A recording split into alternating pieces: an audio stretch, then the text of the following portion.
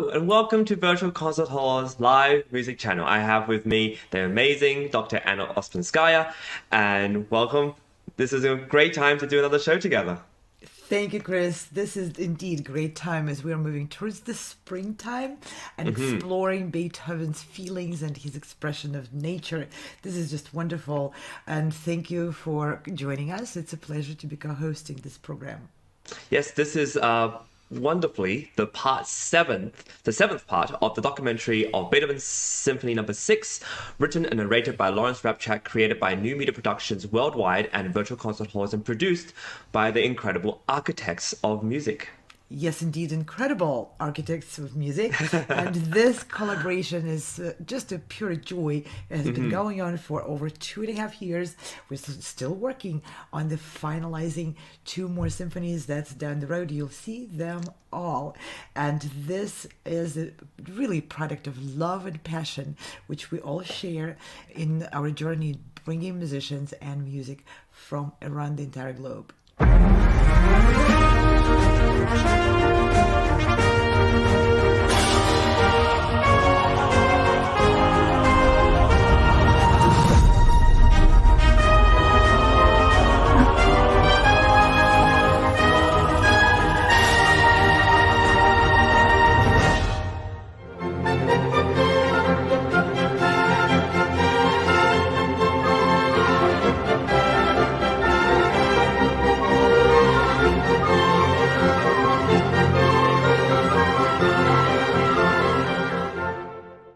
And when it hits, Beethoven adds 2 trombones to the orchestra, along with the first appearance of the trumpets and timpani.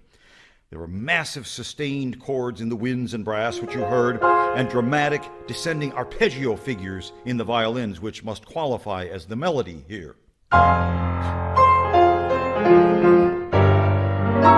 Big diminished 7th chords, and at the bottom of these columns of sound, the cello and bass are wildly rushing with this figure. The cello play groups of 5 notes, while an octave below, the basses play 4-note groups. Obviously, it's an orchestral effect. There's no way that this could be heard clearly.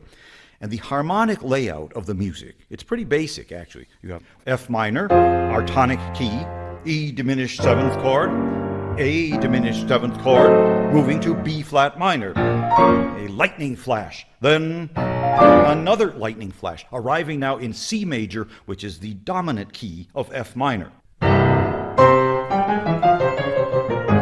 And the raging storm in octaves by the full string section. And you see how effective those diminished 7th chords are in depicting the tempest. Then there's more shuddering strings. The violins and violas play tremolo like so. And the cello and bass continue to evoke the ominous rumble of thunder underneath.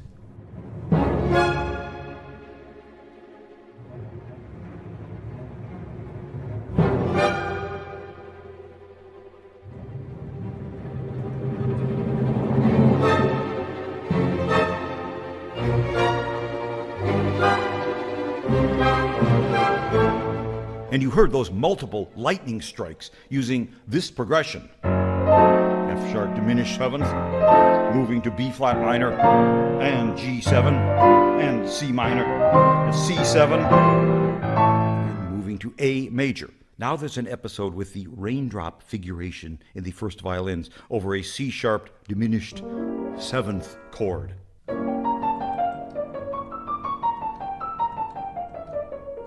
Then there's more tremors in the cello and bass, and this rhythmic figure in the woodwinds. And the raindrop 8th notes in the violins. And miles below, the cello and bass are rumbling.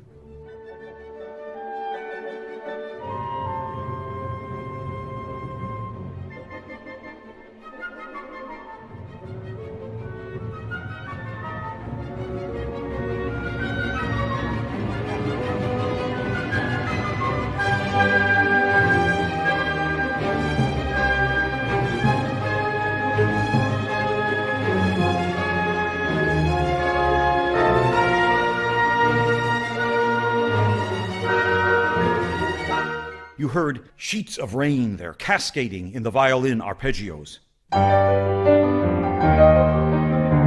And now a return of the big octave theme. 3 times, leading to a fabulous depiction through simple chromatic scales of gale force winds sweeping across the landscape.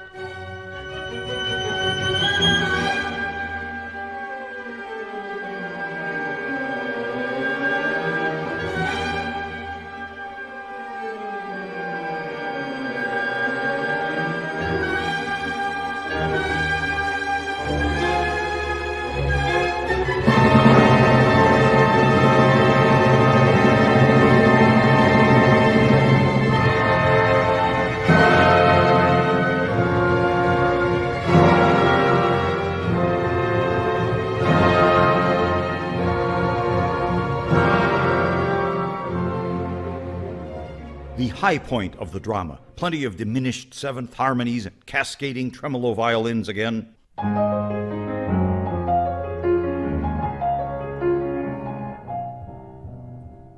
All of this superbly structured, phrase by phrase, by Beethoven. And as the storm dies away, we hear what I think is the single most stunning passage in the entire symphony. Beethoven's total mastery is so obvious here. The boom of thunder is gradually fading, just strings and timpani, that's all, on simple dominant and diminished seventh chords. And just the double bass is rumbling way below.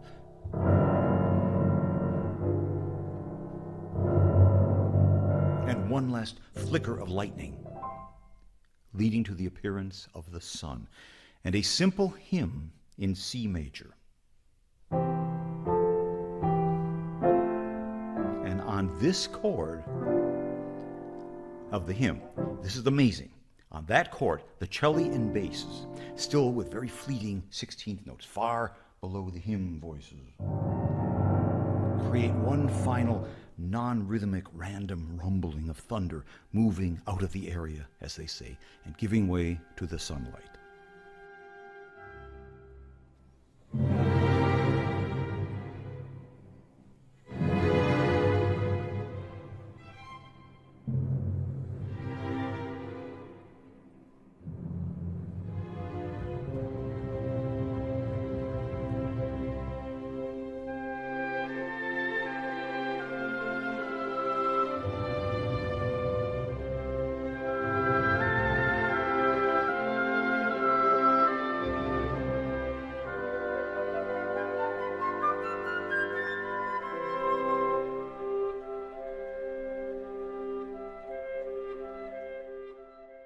I think it's the greatest moment in this work. And we move directly into the finale.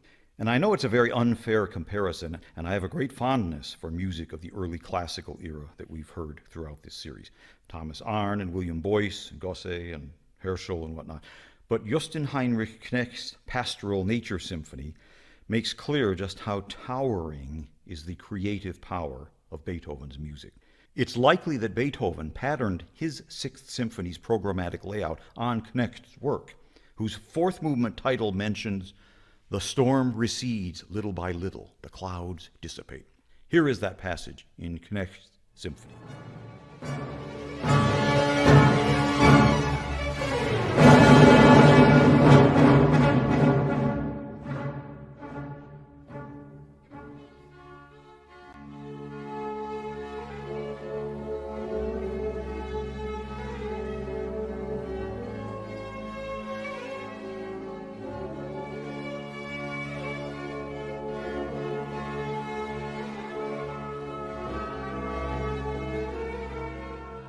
And here again is Beethoven's storm receding into the distance, the appearance of the sun, and those astounding faint rumbles of thunder in the cello and bass, written only 20 years after Knecht's symphony.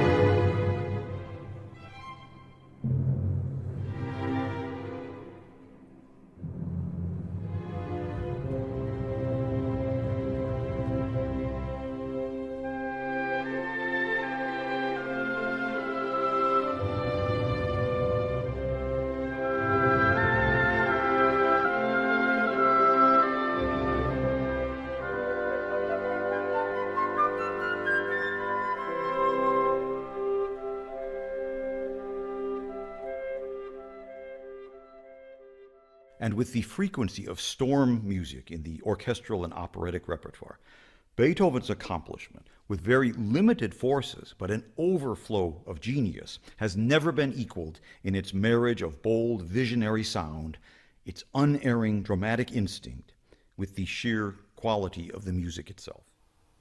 Well, there you have it. That's the fourth movement, and just what a way to transition. And I love, like, once again, this comparison between Beethoven's predecessor next and his partial symphony, and the kind of skeleton that Beethoven took, but then transformed into something that's just remarkable. Well, absolutely. Well, Knecht Symphony is remarkable too, and every absolutely phenomenal accomplishment. And Beethoven's symphony is more like a conclusion to the development of the air for that style of a symphonic composition. There's always a predecessor and a great one. When Larry put next to each other the two transitional moments in the symphonies, which are have the basic similar composition, similar ideas, similar purpose in writing. They're not that different, yet there is a humongous difference in effectiveness, don't you think?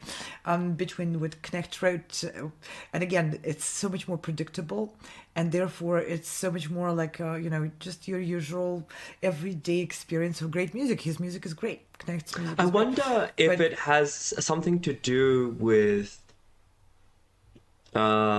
I mean, of course, you can call it gifted, talented, and that is also very true of Beethoven. But you wouldn't dismiss that of Next either. He was probably quite an inspired and Oh, wonderful absolutely. musician. But And what is it Beethoven that you wouldn't have think? chosen a bad example to model his symphony. Yes, exactly. But what is it that makes Beethoven Beethoven? And I propose, perhaps, that it was this lack of regard, perhaps, of what people thought of his music. Like, he wasn't out to please people with what they've heard before by other composers of the time or before. He What do you definitely think was of? not a conformist. That's for Yes. sure. And his purpose of writing music was definitely to engage, to impress, and to shake to the core every person in the audience. And Yeah. I believe it was for him to be impressed with his own composition. First and foremost, he was his own strictest judge and his own biggest motivator. So for his imagination, it was just that much bigger and that much more varied and that much more on edge emotionally, the experience with music, than for many others around him and before him and after him. Beethoven is a drama composer. He is what we would probably call today the composer of the epic music.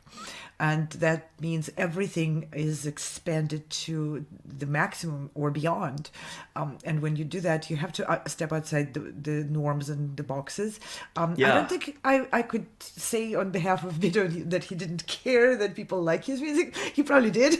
It's a question. It's a question of, what do you prioritize, right? What do you like? Because, I mean, as an interpreter of music, it's a little bit different to someone who creates and composes music, because, right, as a composer or even as a writer, you are really putting your whole heart and soul and brain and everything you've absorbed onto paper to create something that is hopefully unique.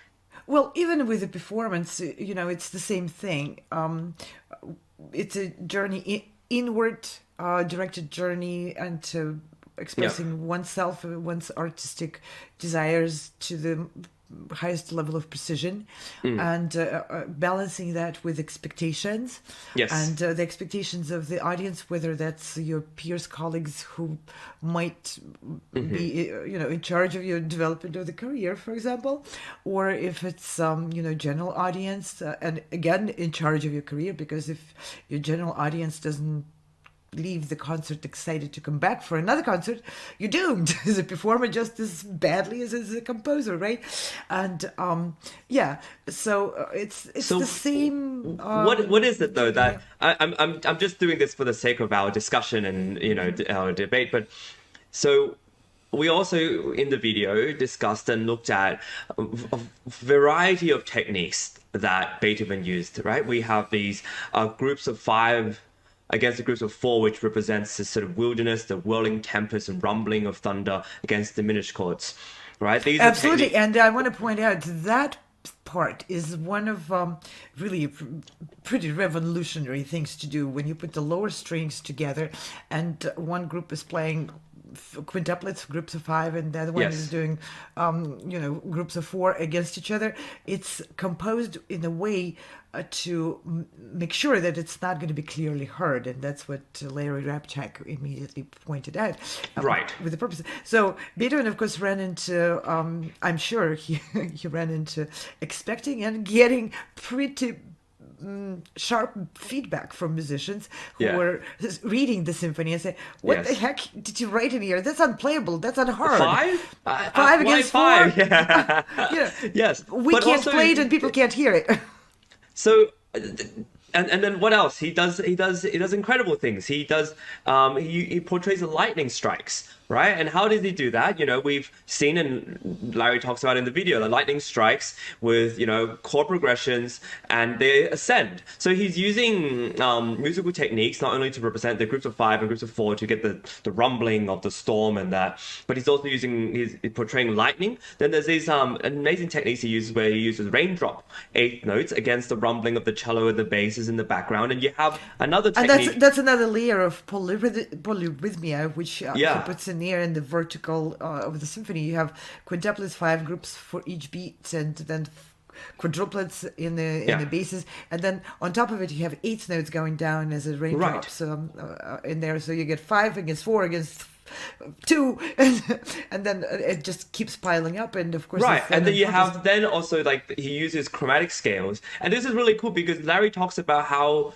he uses chromatic scales for the galing winds. And so again, what is really cool is there's almost a specific musical device or combination of musical devices to portray something that's in the in nature that you hear. And the best part, obviously, when we can talk more about this, is this, as the storm dies away, this singular most stunning part which Larry loves and describes. It's like a hymn-like chorale with the sun appearing out of nowhere. So what I love about that is it's really clear that now C major, this chorale in C major, is the appearance of the sun, and it's so wonderful and beautiful.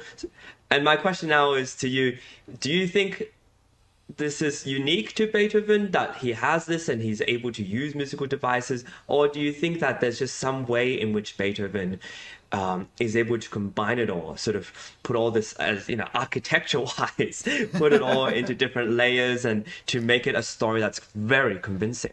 Yeah, absolutely. And he adds also the instruments which show up in particular parts and all that. I mean, that's an eternal question, and it's $1 million question, Chris. Is talent a unique inspiration which just happens to people all of a sudden out of nowhere, or is it a combination of life experiences, factors, attitudes, work, and all of that? And I think it's both in a way. Of course, yeah. Yeah. I think talent is just a predisposition, and I usually like to describe talent as a desire. Okay, and some people just have a more desire to dig deeper and go wider and higher, and just to push through more, search and try and error, and just grinding through the process. Okay. Yeah. And some people put themselves more into that process, both in terms of how much they do it and with how much intensity they do it. And Beethoven is one of them. There are paintings of how his room looked like with all the papers around.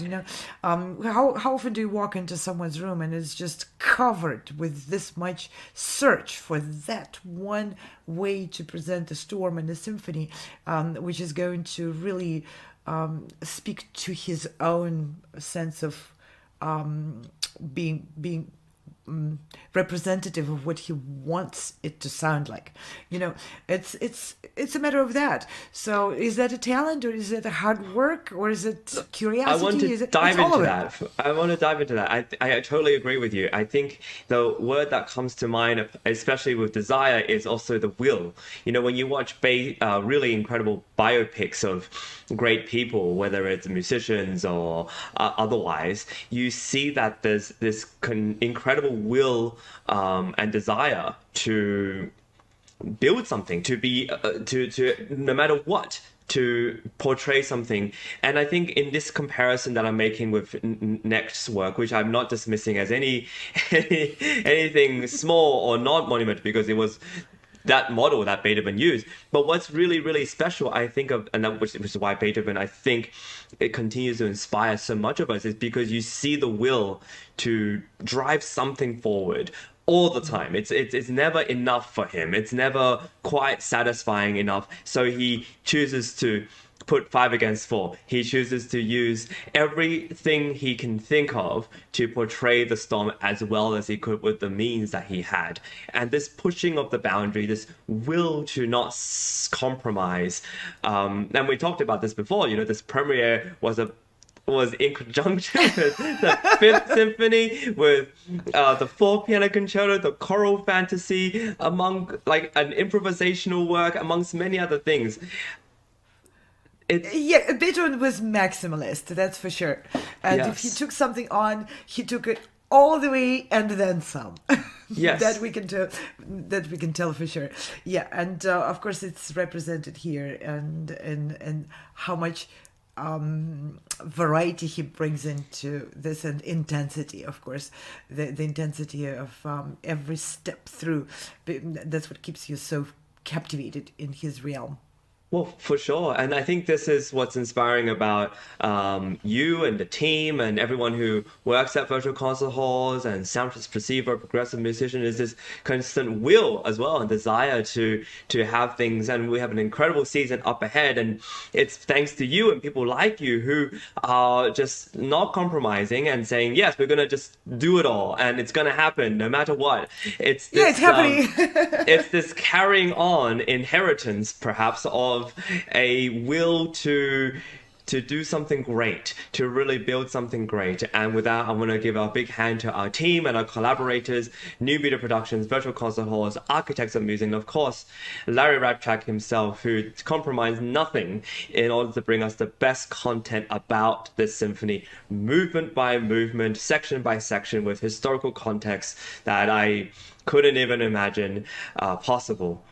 Yes, many thanks to Larry Rapchak and everyone involved in those films and in all of the productions which you see on our daily broadcasts. We have Music and Musicians daily broadcasts, and we have a whole variety of events, and upcoming events are quite exciting. It's going to be a marathon call orchestra auditions Olympics with musicians from around the entire world, and then more auditions, events, festivals and competitions, you name it.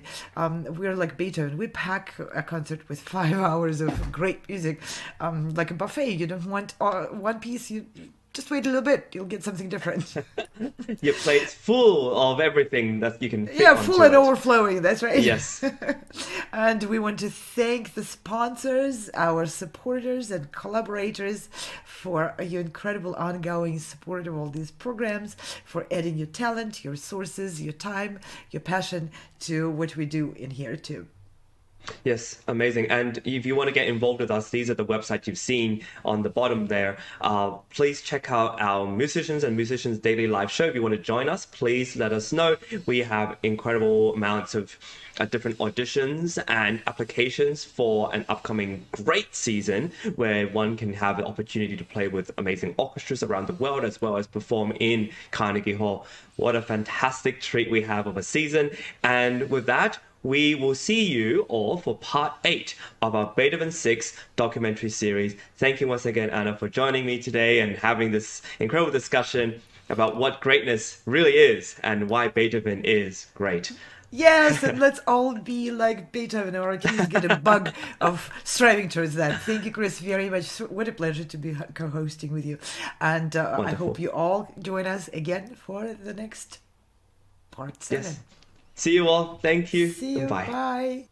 No matter where you are or who you are, music connects us all. We started with a dream, but now we are paving the future. Welcome to the Sound Expressiva Global Competition. Fully virtual, yet bringing musicians closer together than ever before, now on a global scale. True live, inclusivity, diversity, connection, community, an extraordinary array of judges. Get noticed by companies all over the world. Prizes, scholarships, performance opportunities. Apply to be a part of the most exciting congregation of artists like nothing you've ever seen before. We guarantee quality and leave no musician behind. We can't wait to hear you on the virtual stage.